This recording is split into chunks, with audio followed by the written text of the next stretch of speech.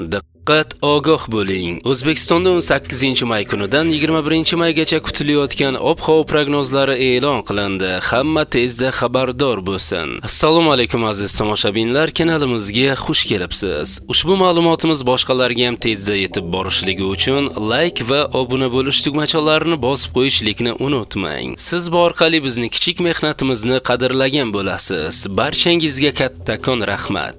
Diqqat qiling. Qoraqalpog'iston Respublikasi va Xorazm viloyatlarida havo o'zgaruvchan bo'ladi. 18-20 may kunlari ba'zi joylarda qisqa muddatli yomg'ir yog'adi, momaqaldiroq bo'lishi mumkin. 21-may kuni yog'ingarchilik kutilmaydi. Harorat kechasi 18-may kuni 15-20 daraja, 19-21-may kunlari 13-18 daraja, kunduzi 18-19-may kunlari 25-30 daraja, 20-21-may kunlari 27-32 daraja bo'ladi. Buxoro va Navoiy viloyatlarida havo o'zgaruvchan bo'ladi. Ba'zi joylarda qisqa muddatli yomg'ir yog'ishi, momaqaldiroq bo'lishi mumkin. Harorat kechasi 18-may kuni 19-24 daraja, 19-21-may kuni 15-20 daraja, kunduzi 27-32 daraja, faqat 19-may kuni 25-30 daraja bo'ladi. Toshkent, Samarqand, Jizzax va Sirdaryo viloyatlarida havo o'zgaruvchan bo'ladi. Ba'zi joylarda qisqa muddatli yomg'ir yog'ishi, momaqaldiroq bo'lishi mumkin. Harorat 18-may kuni kechasi 19-24 daraja, kunduzi 30-35 daraja, 19-21-may kuni kechasi 15-20 darajagacha pasayadi, kunduzi 25-30 daraja bo'ladi. Qashqadaryo va Surxondaryo viloyatlarida havo o'zgaruvchan bo'ladi. Ba'zi joylarda qisqa muddatli yomg'ir yog'ishi, momaqaldiroq bo'lishi mumkin. Harorat kechasi 18-may kuni 20-25 daraja, 19-21-may kunlari 17-22 daraja, kunduzi 32-37 daraja, faqat 19-may kuni 28-33 daraja bo'ladi. Andijon, Namangan va Farg'ona viloyatlarida havo o'zgaruvchan bo'ladi. 18-may kuni yog'ingarchilik kutilmaydi. 19-21-may kuni ba'zi joylarda qisqa muddatli yomg'ir yog'ishi, momaqaldiroq bo'lishi mumkin. Harorat kechasi 18-19-may kunlari 17-22 daraja, 20-21-may kunlari 15-20 daraja, kunduzi 30-35 daraja,